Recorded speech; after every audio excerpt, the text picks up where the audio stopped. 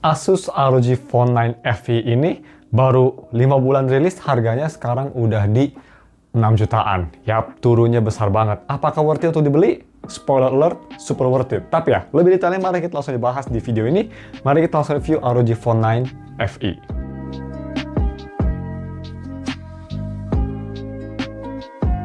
Halo guys, nama gue Stefan dari StefTech.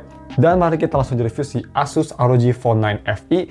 Ini HP gaming di 6 jutaan yang menurut gue pembunuh IQ Neo 10, dan kalau misalnya kalian mau upgrade 1 jutaan, ini lebih worth it dari Poco F7. Mari kita langsung bahas. Yang pertama, kita bahas yang paling penting, yaitu harga dan speknya. Sebelumnya, semua link dari pembelian wallpaper ada di deskripsi, harga dan spek. Harga ini gue beli di harga segini ya, jadi udah sangat murah. Dia turunnya banyak, ditambah diskon Tokopedia, makin besar turunnya 4 jutaan. So that's good. Dan untuk di harga segitu, dia punya spek seperti itu, bisa kita di B-roll ya. Snapdragon 8 Gen 3 yang masih sangat powerful banget menurut gue. Punya layar juga yang besar, 185Hz, terus UFS 4.0, ada 2 Type-C port, ada headphone jack, baterai 5500 mAh baterai, fast charging 65 watt. Overall, super flagship, terutama dari headphone jack ya. Gue nggak ngerti kenapa HP gaming nggak ada headphone jack, hanya Asus aja yang mau ngasih headphone jack.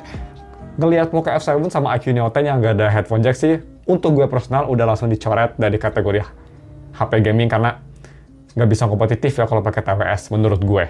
So, next kita bahas bagaimana untuk desain dan display. Desain sendiri, bodi belakang menurut gue sekarang ROG nggak terlalu alay-alay, simple banget ya, warnanya kayak warna hitam aspal gitu, terus ada kayak corak-corak glossy hitamnya.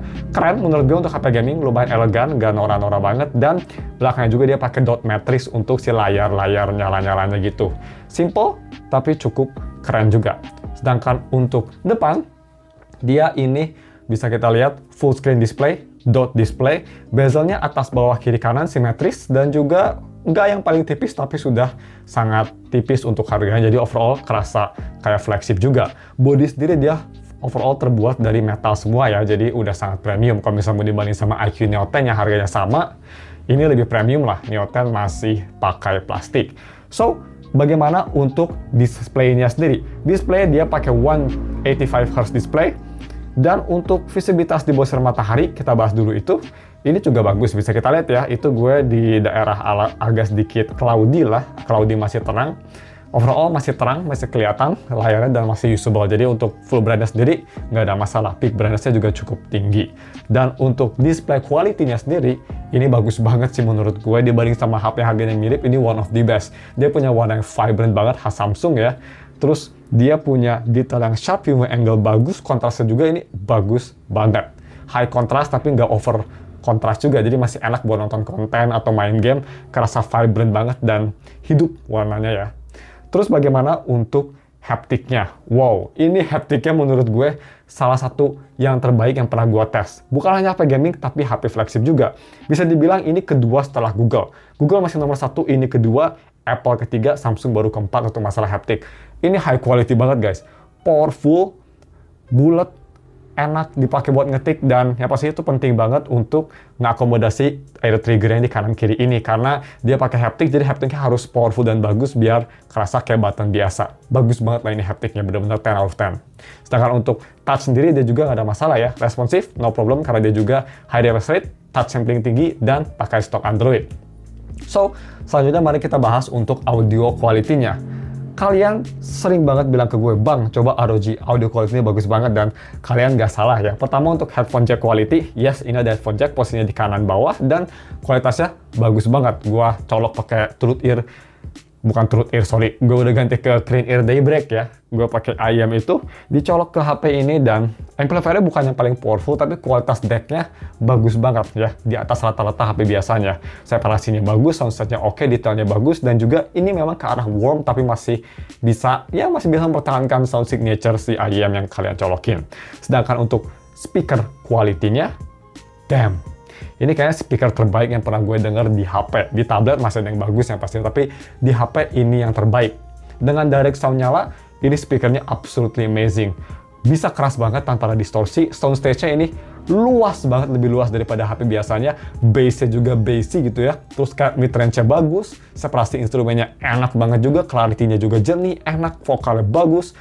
kelemahan dikit mungkin yang gue rasa agak kurang detail aja di treble-nya, tapi itu nggak masalah sih, karena overall ini bagus banget audio quality-nya.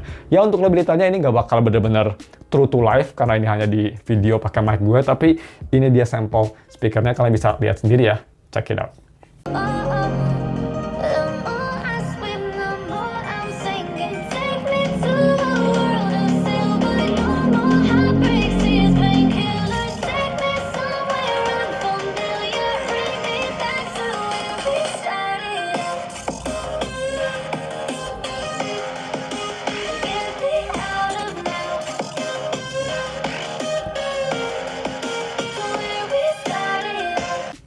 So, bagaimana untuk si kamera quality?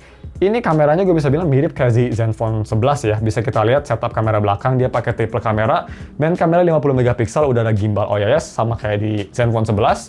Kamera kedua itu 13 megapiksel ultra wide, dan kamera ketiga 5 megapiksel makro. Sedangkan kamera depan itu ada di 32 megapiksel. Cuma kamera depan hanya bisa 1080p 30 fps untuk recording, dan untuk kamera belakang dia udah maksimum sampai 8K 30 fps. Jadi kamera belakang untuk recording bagus ya, resolusinya udah paling flagship banget. Tapi gimana untuk kualitas fotonya? Untuk HP gaming biasa gue nggak berharap banyak ya fotonya, tapi bisa kita lihat itu fotonya bagus ya. Terutama dari main kamera. Main kamera fotonya bagus, jernih, kadang suka agak sedikit overexpose, tapi overall masih bagus. Capture time-nya oke, haptic-nya enak, optical image stabilization-nya berjalan dengan baik. Kualitas fotonya sih gue nggak ada masalah. Gue suka. Ultrawide-nya aja agak kurang menurut gue, agak sedikit pudar, dan ultrawide-nya dynamic range-nya menurut gue agak jelek ya. Kayak kalau kita foto langit pasti putih aja nggak kelihatan, itu aja sih. Mending pakai main kamera aja untuk HP ini, diutamakan, gue bisa bilang. Terus untuk malam hari juga bisa kita lihat nggak ada masalah, capture time-nya cukup cepat, gambarnya bagus, terang, tapi nggak terlalu over terang banget, jadi kayak nggak natural, masih oke juga. Sedangkan untuk selfie juga nggak ada masalah, dia bisa wide selfie sampai 0,7 kali, ada Tokopedia. Dan bagus juga gambarnya ya. Smoothing-nya hampir nggak ada, capture time-nya cepet, kualitasnya juga oke, no problem lah. Bagaimana untuk video recording? Ini dia sampelnya ya. Overall gue bisa bilang video recording-nya juga cukup bagus lah ya. Bukan yang paling bagus, tapi cukup bagus. Kelemahannya, kalian bisa lihat sendiri, menurut gue agak sedikit terlalu oversaturasi itu. Kelemahannya itu sih. Ya, cek sendiri, gue record di 4K 60 dan 4K 30. Let's go. So, oke guys, ini video recordnya pakai resolusi 4K 60 fps. Ini pohon di Batu Nunggal udah tinggi banget. Maksimum zoom 4 kali ya. Dan stabilisasi bagus, mikrofon juga ya oke lah. Ini untuk HP gaming 4K 60 oke, bagus, dan stabilisasinya surprisingly oke ya. Highlight juga bagus tuh, nggak kehilang ya gara-gara awannya si tiangnya. Overall nice. Fokus juga cepat ya. So kalau bisa pindah ke 4K 30. Nah, 4K 30 kayak gini. Kalau di 4K 30 kalian bisa ganti ke ultra wide. Nah, jadi 4K 60 nggak bisa, tapi 4K 30 bisa ya. Cuma dynamic range-nya kurang bagus kalau ultra wide. Nah, kalau biasa lebih bagus. Kayak gini. Dan ya, kita langsung aja ke gaming performance yang menurut gue, yang pastinya di harga 6 jutaan paling bagus di ROG Phone 9 FE daripada iQOO Neo 10. Langsung aja kita move on. So, itu dia untuk kamera quality, dan sekarang bagaimana untuk yang paling penting dari HP ini ya, gaming performance. Sebelumnya kalau misalnya kalian ingin lihat tes gaming lebih detail, gue udah upload 2 video di channel ketiga gue, namanya Step Test Wibu Game. Itu gue tes Wuthering Wave sama Zealous Zone Zero. Lebih detail, 20 menit, full semua kita coba. Kalian bisa lihat di situ kalau ingin lebih detail. Di video ini kita bakal summary aja gimana performance-nya. Jadi, ini pakai Snapdragon 8 Gen 3, dan yang pastinya ini karena HP gaming, bukan kayak iQOO Neo 10 yang di cap gitu ya. Ini sama kayak Poco F7, dia benar-benar di unlock performance-nya, kayak nggak peduli gitu. Yang gue suka, jadi kalian dapat performance benar-benar maksimum. So, kalau misalnya kita lihat, gue tes main Zealous Zone Zero di settingan full rata kanan. Ini HP menurut gue sih HP terbaik buat main game Zealous Zone Zero yang pernah gue tes. Yes, gue udah tes yang lebih powerful seperti iPad Pro M1 gitu ya, iPhone 16 Pro yang technically lebih powerful. This is the best. Main Zealous Zone Zero rata kanan, smooth, stabil 60 fps. Stutter yang biasanya ada di Zealous Zone Zero gak banyak, dan itu biasanya stutter hanya di awal aja karena dia masih nge-load aset. Setelah itu absolutely flawless. Beberapa kali nge-launch, nge-quit, smooth banget ya. Mau kalian Deadly Assault, Hollow Zero gitu, kerasa smooth, no problem. Bisa kita lihat tuh di B-roll juga, enak banget lah. Responsif juga lah ya, karena dia refresh saja tinggi dan touch samplingnya juga tinggi. Sedangkan untuk main game lain, misal kalian mau main kayak rhythm game, kayak Project Sekai, ini juga enak banget ya. Dan ditambah lagi Project Sekai udah support 120Hz, di combo pakai ROG Phone, mantep banget. Walaupun nggak sebagus di iPhone 16 Pro menurut gue, karena iPhone 16 Pro dia ada haptiknya yang gue suka. Di sini haptiknya nggak nyala kalau di Android, tapi overall smooth banget di 120Hz mode. Nggak pernah turun FPS-nya, stabil dan nggak cepet panas juga. Nggak kayak di Zone Zero yang agak cepet panas setelah beberapa menit. Kalau Project Sekai sih karena bukan game berat jadi lebih tahan. So, seperti itu untuk Insomnia gamenya. Menurut gue untuk main game apapun di HP ini bakal bagus. Tapi, kalau misal kalian main di rata kanan, lebih dari sekitar 10 menitan, main game berat ya, misal kayak Wuthering Wave, Zone Zero, atau ya game-game berat lainnya, gue rekomen mending pakai cooler. Karena setelah itu HP-nya bakal jadi lumayan panas sampai 46 Celciusan, dan itu nggak bagus untuk baterai dan mesin. Mending pakai cooler aja, atau kalian diturunin dikit settingannya biar bisa lebih lama dikit. Tapi, gue tetap bilang, kalian tetap harus nge-monitor si temperaturnya. Again, game performance amazing, dan kita moving on bagaimana untuk UI. Ini salah satu highest point, tapi at the same time weakest point-nya juga.